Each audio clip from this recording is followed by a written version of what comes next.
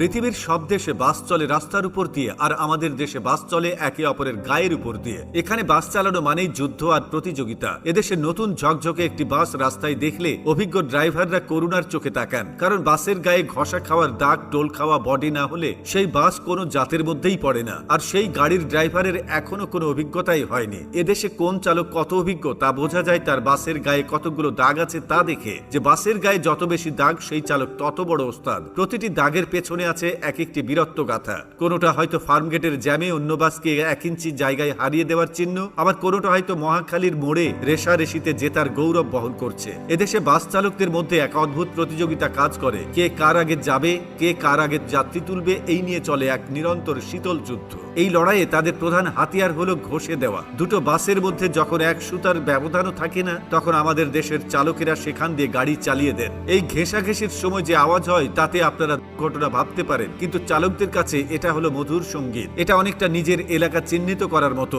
একবার গা ঘেঁষে চলে যাওয়ার মানে হলো এই রাস্তায় আমি সেরা। এই লড়াইয়ের অন্যতম গুরুত্বপূর্ণ চরিত্র হলো বাসের হেল্পার। বাসের দরজা থেকে ঝুলে অর্ধেক শরীর বাইরে রেখে সে যেভাবে ডাইনে চাপান, ওস্তাদ খালি আছে ঢুকাইয়া দেন, বামে পুরা খালি বলে চিৎকার করে তা শুনলে মনে হয় যেন সেনাপতি তার সৈন্য দলকে নির্দেশ দিচ্ছে। ড্রাইভার আর হেল্পারের এই বোঝাপড়া এতটাই নিখুঁত যে ড্রাইভার চোখ বন্ধ করেও হেল্পারের নির্দেশে বাসকে এমন সরু গলি দিয়ে বের করে আনতে পারেন যা পদার্থবিজ্ঞানের সব সূত্রকে হার মানায়। আর যাত্রীরা তারা এই মহা বিপর্যয়ের নীরব দর্শক। এদেশে লোকাল বাসে চড়ার অভিজ্ঞতা অনেকটা রোলার কোস্টারে চড়ার মতো, তবে এখানে কোনো সিট বেল্ট থাকে না। আর কোচ বাসে চড়ার অভিজ্ঞতা অনেকটা রকেটে চড়ার মতো। হঠাৎ ব্রেক কষলে আপনি নিউটনের প্রথম সূত্র হাতে কলমে শিখতে পারবেন। এক সিট থেকে আরেক সিটে উড়ে যাওয়া, অন্যের ঘাড়ে গিয়ে হুমড়ি খেয়ে পড়া, এগুলো এখানকার নিত্য নৈমিত্তিক ঘটনা। যাত্রীরাও সময়ের সাথে সাথে মানিয়ে নিয়েছেন। এখন আর তারা চমকে যান না, বরং শক্ত করে কিছু একটা ধরে বানরের মতো ঝুলে থাকেন আর মনে মনে দোয়া দরুদ পড়তে থাকেন। বাস থেকে সহি সালামতে নামতে পারাটাও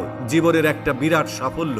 রাস্তার ট্রাফিক আইন কানুন বাস ড্রাইভারদের কাছে অনেকটা ঐচ্ছিক বিষয়। লাইন মেনে চলাকেও তারা দুর্বলতা ভাবেন। তাদের নিজস্ব এক অঘোষিত আইন আছে, জোর যার রাস্তা তার। হর্ন বাজানোটা এখানে শুধু সতর্ক করার জন্য নয়, এটা একটা ভাষা। ছোট হর্ন মানে সাইড দে, লম্বা হর্ন মানে রাস্তা থেকে ভাগ, আর একটানা হর্ন বাজানোর মানে হলো আজ তোর একদিন কি আমার একদিন। বাংলাদেশে বাস শিল্প এমন এক পর্যায়ে পৌঁছেছে যে এখন বিদেশ থেকে বহু বিদেশি এসে বাসে উঠে ব্লগ করে, আবার বলে আজ আমি পৃথিবীর সবচেয়ে বিপজ্জনক বাস রাইডিং করছি, ওয়েলকাম টু বাংলাদেশ। আর তাদের সেই ভিডিওর ভিউ হয় মিলিয়ন মিলিয়ন। আত্মসম্মান থাকলে অবশ্য কমেন্ট করার সাহস হবে না। বুঝুন তাহলে এই হলো দেশের অবস্থা।